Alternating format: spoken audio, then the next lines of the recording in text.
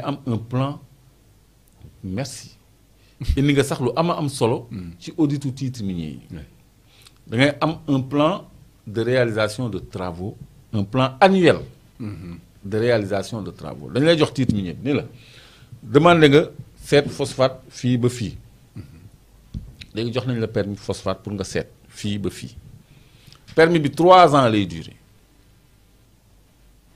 léegi ci 3 ans yi chaque année da ngay def benn rapport buy wane lan nga fa liggéey parce que da ngay jël ay engagement annuel de travaux boo xam ni day dugg ci convention bi en annexe c'est-à-dire bii convention bu ñu war a traité la moo tax bëgguma la woon annexe su engagement de travaux yi mu jël ak montant yi parce que dinañ leen ko traité dafa détaillé de bàyyiwuñu dara de chaque année da nga war a investir lii ak lii mu nekk un total d'investissement de temps par an. jarul cahier de charge. cahier de charge la waaw cahier de charge donc da nga am cahier de charge annuel booy wàccoon pendant ces 3 ans là alors ces 3 ans peuvent être renouvelés 2 fois en 2 périodes de 3 ans également mais fa la yem cela veut dire que maximum un permis de recherche ne peut pas excéder 9 ans.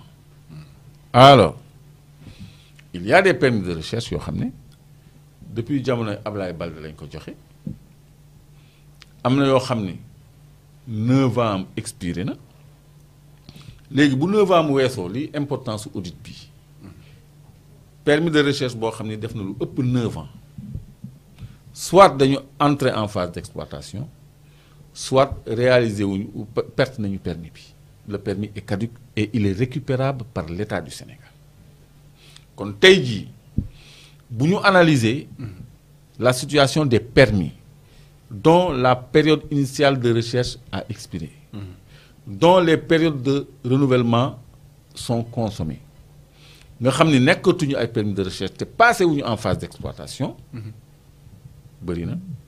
mais qui doit contrôler lu ko war a contrôler loolu. La direction du contrôle et de surveillance des opérations minières on va y aller on va leur poser les questions. Parce que yaa ngi la DECSOM ñoom ñu naan ko DCSOM man DECSOM laay wax. ñoom DCSOM la ñuy wax les miniers ils disent DCSOM. donc il y a une direction du contrôle et de surveillance des opérations minières donc ñoom ñoo war a à mon avis superviser et gérer tout ça pour veiller à la régularité des opérations minières. Comme la DSCOS sur le foncier. Comme la DSCOS sur le foncier, moom la DECSOM nekk sur le minier. Le gendarme du minier. Voilà, le gendarme du minier. Et puis il y a le cadastre minier, il y a tout ça. Donc, le permis qui a fait 9 ans, le permis de recherche bi def 9 ans, te nekkul en phase d'exploitation, permis boobu c'est caduc. Donc permis diamant bi ñu fi wax ni def na 9 ans pile. 2016 lañ ko délivré 2017 la effectif mais délivrance bi 2016 la. on est en 2025. def na 9 ans. 9 ans. Alors su fekkee ni épuisé même un permis d'exploitation permis de recherche la wax boobu sax c'est pas un bon exemple je parle de permis de recherche. Il y a plein de permis de recherche yoo xam ni c'est caduc état mën na ko nangu et il y en a parmi eux qui sont extrêmement importants pour le développement du Sénégal. am na ci benn bu am solo boo xam ni xoolal bu ba benn homme d'affaires lañ ko jox fii boo xam ne man xam naa ko sax sama xarit mais xam naa ni man bu Sénégal taxawee man aw ma xarit xam naa buñ ci tolloo dinaa ko tudd permis mais permis boobu c'est de l'or pour le Sénégal du permis or de mais ça a une valeur moo tax ma ni ko c'est de l'or pour le Sénégal te mu ngi fii sorewul c'est à 60 kilomètres de Dakar. Mais c'est énorme moo mën sax cimenterie. permis boobu moo mën sax cimenterie. alal ju bëri ci Sénégal mën a am right now. Tu penses à quoi? au sable extra. Très bien mais yow tu y es mais c'est ça tu as vendu la mèche. Ouais. Donc c'est ça veut dire que je suis content de ton niveau d'imprégnation. ci ressources naturelles yi et noonu laa bëggee.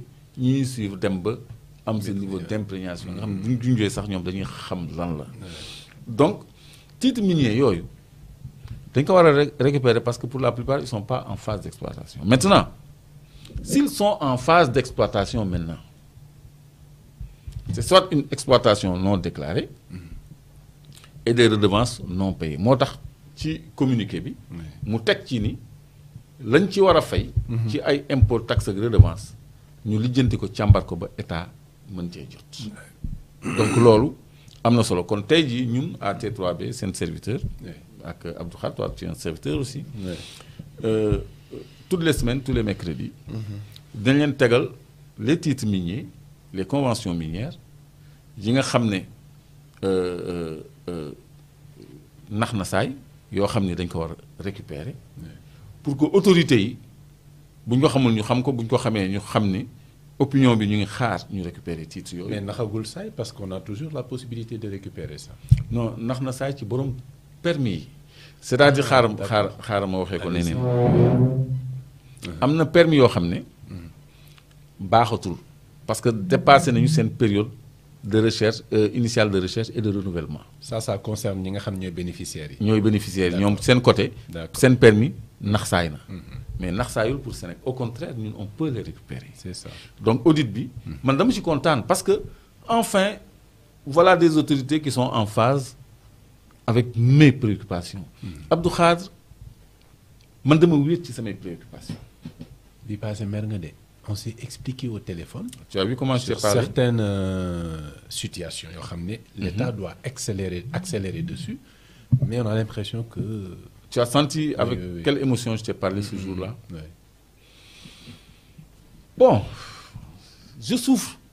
Bilaay je souffre parce que c'est bien que ma am sax plateau bu ma échanger ak nit ñi ci problème yi ça me c'est un peu expiatoire pour moi. Dina ma soulager un temps soit peu mais j'ai aussi l'espoir que autorités yi ñu ngi ñuy déglu dinañu jël ay mesures rectificatives que Birame Souleye mu ñuy déglu que président Diomaye premier ministre Ousmane Sonko mu ñuy déglu peut-être dina ni mais ce Saly Software là il faut qu'on vérifie parce que toi-même tu te dis est-ce que de coïncidence tellement c'est gros à qui on a octroyé un permis de diamant sur 362 km², 2016. Et dans le tableau d'ITE, on dit permis actif, permis d'exploitation. Et on met permis actif. Il y a des permis non actifs dans le tableau, mais permis actif là. Donc, certainement, Ben prête non, certainement. Sûrement. Tu as vu ce truc-là? Les de magasin là. Quand même, pour un permis de diamant. Donc, autorités, si nous devons vers où chercher et puis où redresser. Donc, lolo, moi, ça me soulage. Ça me soulagerait qu'on prenne des mesures. Il est aussi pour que nous puissions dire. Et non, nous disons ay titres, jox ko ay xaritu ministre, wala ay xaritu président, ñom ñu wut sen ay nit di xaar un investisseur, ñu tégg ak ñom li ñuy tégg et puis ñun ñu tok fi duñu xam sax li xew ci dëkk bi, on ne sait pas ce qui se passe. Amna ay matières premières yo xamné ay ressources naturelles yo xamné suñu la né ñu koy exploiter fi Sénégal tu me diras non, c'est pas vrai. Tu vas me regarder avec de gros yeux. Combien? Non, je ne veux pas le dire. Comme le manganèse est en train d'être exploité. Depuis 2015, nous exploitons le manganèse. Il a déclaré provenance Mali. Puis derrière Ourossogui, de Naé. Mais ils n'ont qu'à vérifier, les autorités n'ont qu'à vérifier ce que je dis. Mais manque de transparence, pourquoi entretenir jusque-là depuis 2015 bataille? Il y a un lobby. Il y a un système qui ne met en avant que leurs intérêts propres et bassement matériels. Devant le regard passif de l'État. Oui. L'État a un petit intérêt. Mais c'est des... Accord de pêche. L'Union européenne a donné l'État 10-15 milliards. Pour nous pendant des années. Quel intérêt l'État? Oui, mais parce que milliards, fan la ko État def. Faut gis ñu dugal xaalisu pêche bi dafa suux pêche bi wala dafa est-ce qu'on a aidé le secteur de la pêche? Est-ce que les armateurs sénégalais et les industriels sénégalais dañ leen capacité renforcer leen en flotte de pêche wala en infrastructure de conditionnement de produits halieutiques est-ce que loolu gis nga ko au moins benn moo impacté dara dans le secteur de la pêche ces milliards là vont où. C'est-à-dire am na période bi ñu fi génnee les pirogues en fibre de verre. ñu ngi fii Wakaam y'en a en pagaille. oui Les gens ne prennent pas ça. Mosquée de la Divinité. Mosquée de la Divinité ci suuf ñu ngi fii. oui. Thiaroye aussi. ñu ngi koy defar foofu mais on a nos habitudes bien à nous. bëgguñu changer lébu yi aussi sama mbokk lébu yi ñoom. bëgguñu changer seen gaalu looco yi parce que moom la ñu gëm. parce que gis nga day dem ba Espagne et tout. mais dafa manqué confort parce que y a pas de toilette y a pas de cuisine y a pas de cabine confortable boo xam ne nit mën na ci noppalu. y a pas de sécurité parce que ay bouteilles de gaz ngay toggee. y a le vent. da ngay boyal sax aussi. boo boyee y a le vent et puis y a des réserves d'essence ay bidons 200 litres dañuy def essence foofu. am na un jour on a dit benn gaal dafa tàkkoon effectivement donc incendie ci gaal bon gaal bant la il restera rien là-bas donc ñoom war nañu ubbeeku aussi sama mbokk yi à la modernisation parce que quand même man su ma nekkoon ci gaal j'aurais bien aimé avoir le minimum de confort puisque da ngay def des jours cuisine dans l'océan, toilette cale de stockage yoo xam ne di nga mën a conserver ce poisson ak des petites unités de fabrique de glace au lieu ngay yóbbu ay 10 tonnes glace 15 tonnes glace mu lay diisal il y a de petites unités yoo xam ne ci eau de mer bi lay fabriquer glace 1 tonne et demi jour wala 1 tonne jour wala 500 grammes jour sax li ngay soxla selon la capacité de la machine ak sa capacité gaal ci ngay opter ci loolu donc il y a des formules bon ñu ngi hors sujet mais xaw ma sax loolu moo ñu dugal ci gaal yi yow mu yàgg fi indi mais on est sur les ressources naturelles dafa large. voilà les produits halieutiques aussi ci la bokk c'est-à-dire dañ doon wax lan mooy intérêt nguur gi muy jël ay milliards au point de délaisser l'intérêt national ma doon jox exemple que ci pêche bi ñoom ñu ngi jël ay milliards te impacté wul le milieu de la pêche foofu la ñu defee tuuti digression comme ci dans d'autres secteurs état day encaissé ay fonds yoo xam ne loo gis fu mu ko reversé fu mu ko comme les subventions au titre du PPT xam nga nous on s'est battu à l'époque de Abdou Diouf je le rappelle tout le temps Abdoulaye Makhtar Diop avait conseillé à Abdou Diouf mu fexe ba bokk ci pays pauvres très endettés yi le Sénégal s'est battu pour accéder au PPT pour être pays pauvre très endetté. Ah pardon. Mais oui Sénégal dans les années 88. Oui.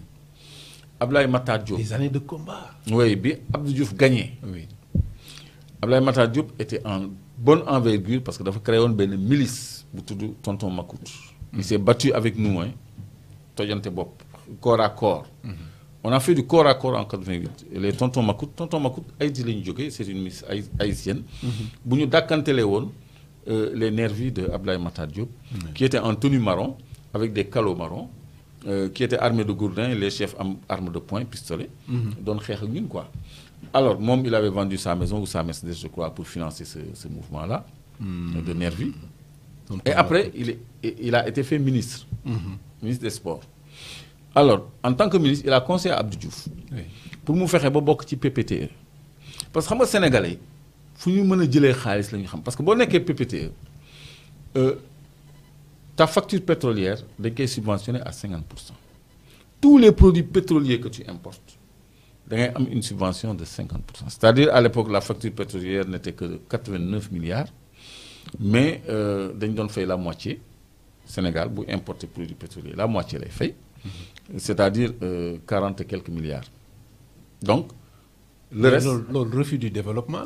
Non seulement le refus du développement, mais je suis en train de t'expliquer oui. que la partie subventionnée Oui. n'est pas répercutée au consommateur final. Ay Sénélec ñoo ko doon séddoo. ay RTS ay officiers. ay SAR ak Petrosen. ay décideurs de l'État des gens en dehors même de l'appareil d'État dañ ci doon am seen cër.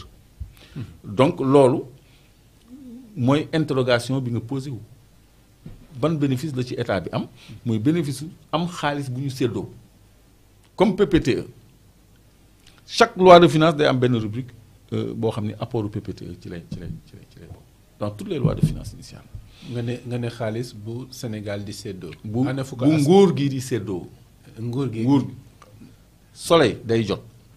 d'accord RTS day jot. d'accord Sénélec day jot. d'accord ay borom daraja dañuy jot. ah les ministères concernés dañuy jot. borom daraja moom ndax am waroon na ci bokk. mais da ciy bokk moo tax ma ni des hommes en dehors de l'appareil d'État sax dañ ciy cëru donc Sénégal moo doxee noonu maintenant il est temps qu'on mette avant l'intérêt national ñu ngi digressé nag. ñu ngi waxtaan non non non c'est important parce que ñu ngi ci ba tey intérêt sénégalais yi général waaw intérêt général parce que la base de li nga xam ne moom la ñu waxtaanee mooy ressources naturelles dafa am loo xam ne daf ci attirer souvent suñu attention dans la constitution muy l'article 25.